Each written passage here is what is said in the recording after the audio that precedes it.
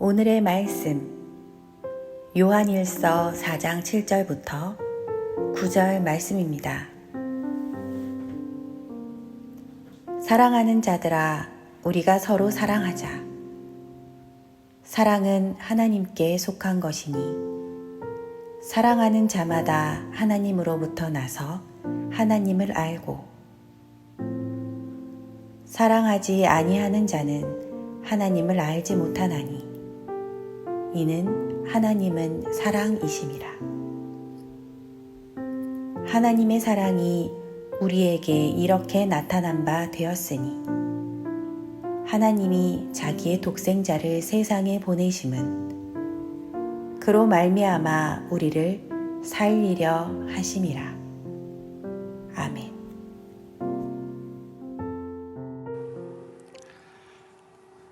할렐루야. 우리 전후 좌우에 계신 분들과 함께 인사 나누실까요? 반갑습니다. 잘 오셨습니다. 네. 우리 또 이렇게 한번 옆에 있는 분들과 인사했으면 좋겠습니다. 사랑합니다. 축복합니다.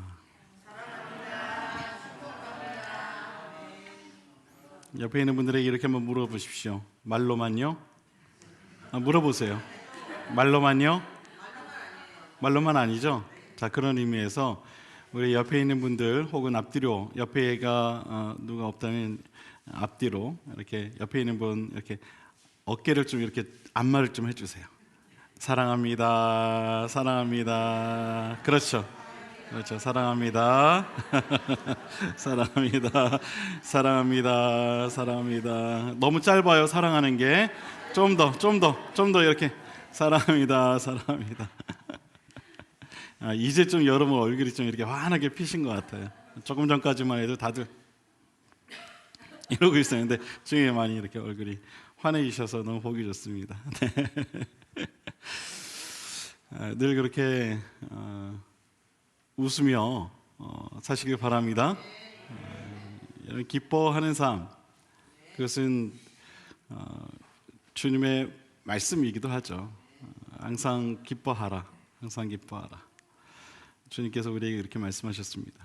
늘 기쁨의 삶을 살아갈 수 있는 우리 모두가 될 수 있게 되길 바랍니다.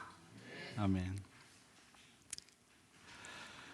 진리의 하나님은 하나님을 믿는 모든 사람들에게 이 자유를 주셔서 그 인생의 그 모든 속박들로부터 우리를 자유케 하십니다. 죄에서의 자유, 또 삶에서의 자유, 그리고 이 생각과 행동에서의 자유, 모든 외부의 영향으로부터의 이 자유를 우리에게 주십니다. 이것이 하나님을 믿는 자들이 누리는 자유입니다. 이런 자유는 우리가 오직 이 진리의 하나님을 만나서 그 하나님 안에 우리가 있게 될 때에만 누릴 수 있는 그런 자유입니다. 요한복음 8장 36절을 보면 이런 말씀이 기록되어 있습니다. 그러므로 아들이 너희를 자유롭게 하면 너희가 참으로 자유로우리라. 아들이 너희를 자유롭게 하면 너희가 참으로 자유롭게 될 것이다. 하나님은 아들이신 예수 그리스도를 통해 예수 그리스도를 믿고 또 그 진리를 따르는 자들에게 이와 같은 자유를 허락하시는 줄 여러분 꼭 믿으시길 바랍니다. 하나님이 우리에게 주시는 자유는 우리를 얽매고 있는 세상의 모든 억압들로부터 해방되는 그러한 자유입니다. 그런데 이 자유는 우리에게 무엇이든 할 수 있도록 하는 그런 자유는 또한 결코 아닙니다. 자유의 범위가 정해져 있는데 성경은 이에 대해 이렇게 설명합니다. 갈라디아서 5장 13절을 보면 형제들아 너희가 자유를 위하여 부르심을 입었으나 그러나 그 자유로 육체의 기회를 삼지 말고 오직 사랑으로 서로 종노릇하라. 성경은 말합니다. 너희가 자유를 위하여 부르심을 받았지만, 그리고 말하기를 그 자유로 육체의 기회를 삼지 말고 오직 사랑으로 서로 종노릇하라. 이 본문을 다른 번역본으로 보게 되면 이렇게 설명을 합니다. 현대인의 성경을 보면은요, 형제 여러분, 하나님께서는 자유를 주시려고 여러분을 부르셨습니다. 그러므로 육체의 욕망을 채우려고 여러분의 자유를 남용하지 말고 사랑으로 서로 섬기십시오. 성경은 하나님이 우리에게 주시는 자유는 세상의 모든 억압으로부터의 자유임에는 분명하지만 그 범위가 육체의 욕망을 채우기 위한 자유가 되어서는 안 된다라고 우리에게 이야기하고 있습니다. 모든 것에서 자유하지만 오직 내 개인의 육체의 욕망을 위한 것으로부터는 스스로 조심할 필요가 있다는 것입니다. 자유롭다는 말은 우리를 얽매일 수 있는 모든 것들로부터 우리의 생각이 자유롭고 또 판단이 자유롭고 생활이 자유로운 것을 의미합니다. 사전적인 의미로는 이렇습니다. 남에게 구속을 받거나 무엇에 얽매이지 않고 자기 뜻에 따라 행동하는 것, 이것이 사전적 의미입니다. 또 철학적 의미를 보면은요, 소극적으로는 외부의 모든 구속으로부터 벗어나는 것을 뜻하고, 적극적으로는 자기의 본성을 쫓아서 목적을 실현할 수 있는 가능성을 뜻하는 일이라고 그렇게 이야기합니다. 모든 구속으로부터 벗어나는 것, 그리고 자기의 본성을 쫓아 목적을 실현하는 것, 이것이 바로 자유입니다. 예전에 이런 퀴즈가 유행할 때가 있었죠. 여러분, 코끼리를 냉장고에 넣는 법 아십니까? 코끼리를 냉장고에 넣는 법. 코끼리를 냉장고에 넣을 수 있는데요, 어떻게 넣냐 하면, 첫 번째, 냉장고 문을 연다. 두 번째, 코끼리를 냉장고에 넣는다. 그리고 마지막 세 번째, 냉장고 문을 닫는다. 잘 아시네요. 여러분, 이것이 물론 재미있는 그런 유머이긴 하지만, 여러분, 현실에서도요, 실제로 이와 같은 형태의 삶을 살아가는 사람들이 참 많다는 거예요. 스스로 코끼리가 되어서 그 비좁은 냉장고 안에 들어가서 그렇게 살아가는 사람들이 많다는 거예요. 무슨 이야기인지 아시겠습니까? 세상이 억지로 만들어낸 그 틀에 갇혀 살아가는 그런 사람들이 많다는 겁니다. 우린 실제로 살아갈 때에 수많은 외부의 통제와 속박에 얽매여 그렇게 살아가죠. 먼저 저와 여러분은 이 대한민국이라는 나라에서 대한민국 국민으로서 대한민국의 모든 정치, 문화, 경제적 외부 환경에 영향을 받으며 살아가죠. 그렇죠? 인정하시죠? 네. 이것은 여기 있는 누구나 다 마찬가지입니다. 누구도 예외일 수 없죠. 그리고 대한민국이 규정한 법 테두리 안에서 교육을 받고 또 문화활동과 경제활동과 사회활동을 하며 그렇게 살아갑니다. 그래서 정해진 거예요. 이 모든 활동이 이 사회가 이미 정해놓은 틀이라는 것이죠. 그 틀 안에서 우리는 살아간다는 겁니다. 뿐만 아니라 우리는 물질과 사상과 또 종교와 인간관계의 틀 속에서 수많은 제약과 또 통제를 받으며 또한 그렇게 살아갑니다. 어떤 인생을 보면 평생 물질의 틀에 얽매여 살아가는가 하면 또 어떤 인생은 사상과 종교와 인간관계의 틀에 얽매여 살아가죠. 우리를 얽매이고 있는 이 모든 세상의 규정들은 우리 인생을 자유롭지 못하게 하며 삶의 흐름을 부자연스럽게 만들곤 합니다.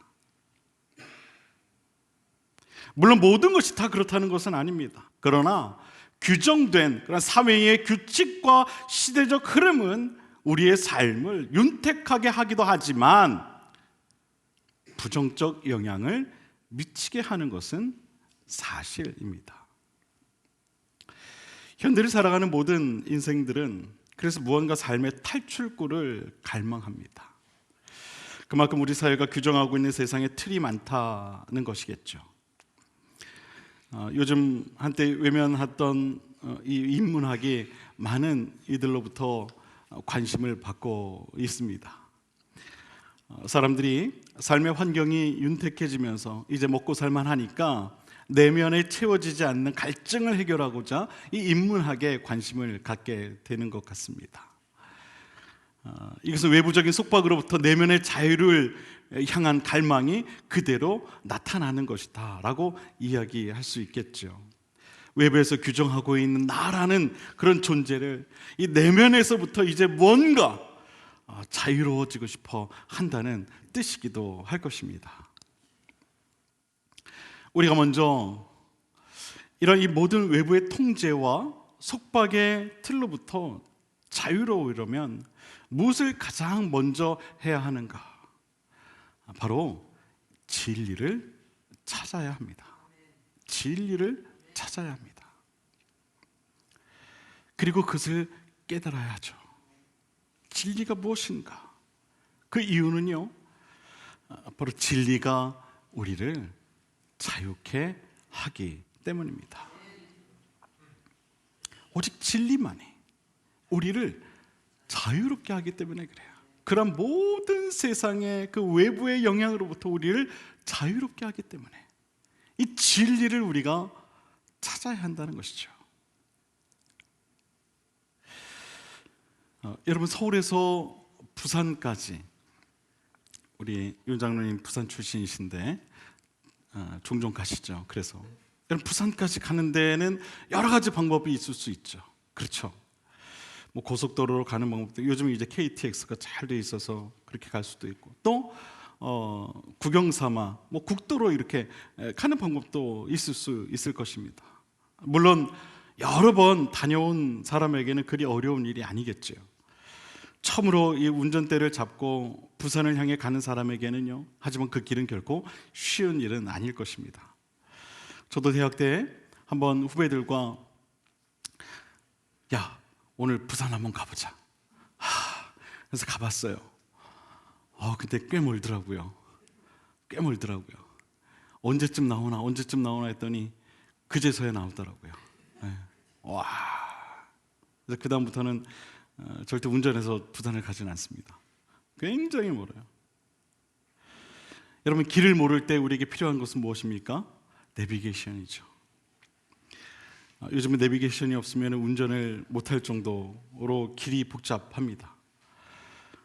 운전을 하다 보면은요, 작년에 갔던 길인데 1년 뒤에는 그 길이 달라져 있는 것을 보게 돼요.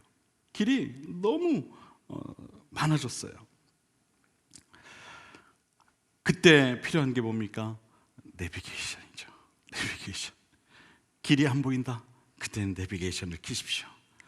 길을 모르겠다? 내비게이션을 치십시오. 길을 못 찾겠다?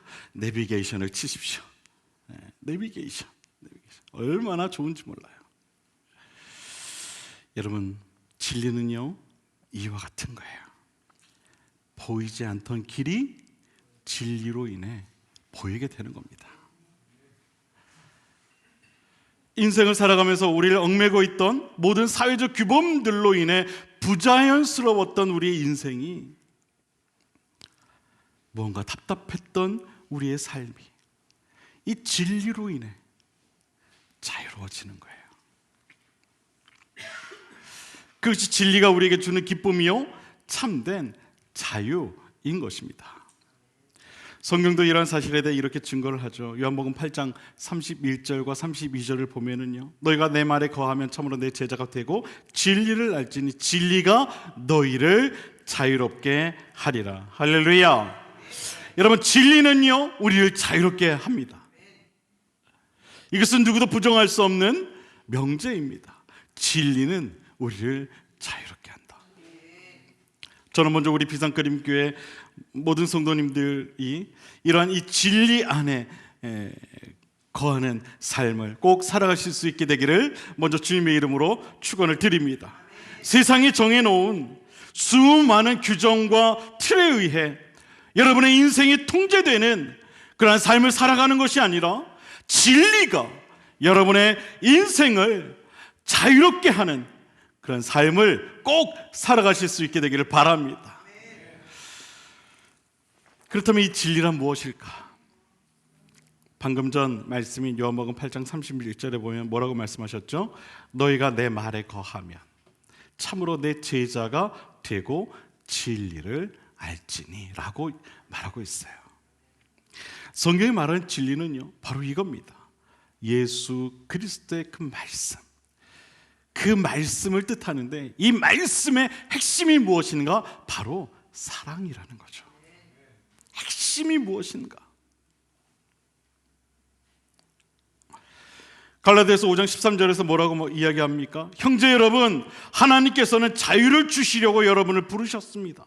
그러므로 육체의 욕망을 채우려고 여러분의 자유를 남용하지 말고 사랑으로 서로 섬기십시오.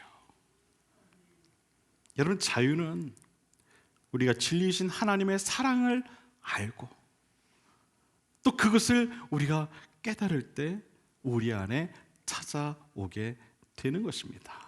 그 진리를 알 때. 근데 그 진리가 무엇이냐? 바로 하나님의 사랑이라는 것이죠.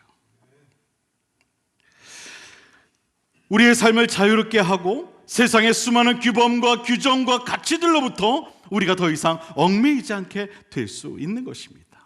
바로 그 진리를 깨닫게 될 때, 그 진리를 만나게 될 때, 하나님의 사랑을 알게 될 때. 오늘 본문은 우리에게 분명하게 이야기하죠. 사랑하는 자들아, 우리가 서로 사랑하자. 사랑은 하나님께 속한 것이니 사랑하는 자마다 하나님으로부터 나서 하나님을 알고 사랑하지 아니하는 자는 하나님을 알지 못하나니 이는 하나님은 사랑이심이라. 하나님의 사랑이 우리에게 이렇게 나타난 바 되었으니 하나님이 자기의 독생자를 세상에 보내시면 그로 말미암아 우리를 살리려 하심이라. 아멘. 사랑하는 자들아, 우리가 서로 사랑하자. 그 이유는 사랑은 하나님께 속한 것이기 때문이다. 서로 사랑하는 사람들은 하나님으로부터 나서 하나님을 알고, 그 반대로 서로 사랑하지 않는 사람들은 하나님을 알지 못하는 것이다. 하나님의 사랑은 바로 이것인데 독생자를 세상에 보내셔서 우리가 그를 통해 살 수 있게 하심으로 우리에게 자기의 사랑을 나타내신 것이다. 할렐루야. 여러분, 이것이 바로 진리이며 이 진리가 우리를 자유케 하는 것입니다. 하나님은 우리에게 예수 그리스도의 사랑을 통해 진리를 깨닫게 하셨고 그 진리는 우리를 세상의 속박으로부터 자유케 합니다. 오직 이 진리만이 우리를 자유케 하는 것입니다. 오늘날 많은 사람들이 세상의 속박으로부터 그들의 영혼과 삶이 억눌려서 살아가는 것을 보게 됩니다. 참 많은 사람들이 그런 삶을 살아가요. 세상의 가치, 또 세상에 사라져버릴 물질, 또 인간들이 만들어낸 그런 이념과 사상, 얽히고 설킨 인간관계와 같은 수많은 외부의 환경과 틀에 의해 자유하지 못하고 때로는 스스로 그것들에 얽매여 그렇게 살아가는 것을 보게 됩니다. 그것이 자신을 자유롭게 하지 못한다는 사실을 알면서도 그렇게 세상에 속한 인생으로 살아갑니다. 그러나 결국 그러한 것들은 우리의 인생을 더 이상 행복하게 하지 못한다는 것을 우리는 깨달아야 할 것입니다. 감사하게도 우리는 이미 하나님의 사랑이 무엇인지, 또 그 사랑이 무엇인지, 왜 그것이 우리 인생의 진리가 되는지 우리는 알고 있죠.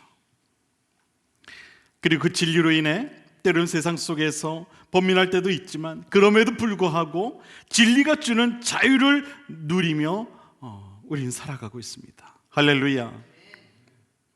하나님의 사랑, 왜 그것이 우리를 자유케 하는지 우리는 이미 알고 있고 또 믿고 있고, 또한 그것을 실천하며 살아가고 있습니다. 하나님의 사랑은 나와 세상과 연결되어 있던 수많은 이해관계로 얽혀있는 모든 속박의 끈으로부터 우리를 자유케 합니다. 그리고 하나님의 사랑으로 세상 속에서 또한 우리가 자유롭게 살아갈 수 있도록 우리를 도우십니다. 더 이상 세상에 속한 인생으로 살아가는 것이 아니라 하나님의 백성된 인생으로 그렇게 우리를 살아가게 합니다. 그리고 삶의 현장에서 하나님의 사랑을 실천하며 살아가게 합니다. 그 무엇도 두려워하지 않으며 기쁨 가운데, 여러분, 진리를 발견한 사람은 바로 이와 같은 기쁨이 있는 것입니다. 바로 이와 같은 기쁨이 있는 거예요. 세상의 모든 속박으로부터 얽매이지 않는 그런 기쁨이 있는 것이죠. 여러분, 사도 바울께서 옥에 갇혔을 때 여러분 어떻게 찬양할 수 있었을까요? 여러분 상상을 해보십시오. 감옥에 갇혔어요. 복음을 전한다는 이유로 감옥에 갇혔어요. 근데 사도 바울은요, 그러한 환경과 상관없이 하나님을 찬양하죠. 기쁨으로 찬양하며 기도합니다. 그 이유가 무엇이겠습니까? 그 안에 그가 발견한 진리가 있었기 때문에 기쁠 수 있었던 거예요. 저는 우리 비상그림교회 모든 성도님들의 삶이 이와 같았으면 좋겠습니다. 진리로 인해 늘 그 기쁨을 누리며 살아갔으면 좋겠어요.